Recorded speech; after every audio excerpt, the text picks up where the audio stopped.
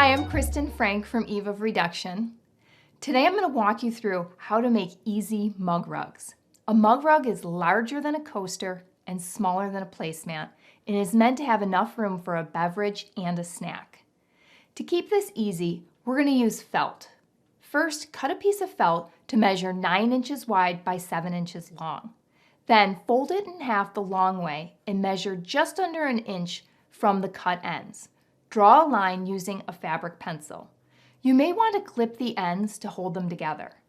Now, take your measuring tape and pencil and mark 1-inch increments across the width.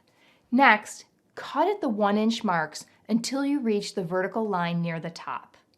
Now, with a different color felt, cut 4 1-inch strips that are at least 9 inches long. Begin to weave these strips into the body of your mug.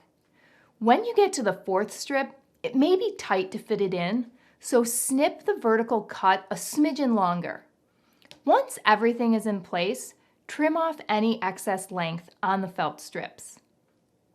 Then, add a dab of tacky glue or fabric glue to the underside of the felt strip ends and press down.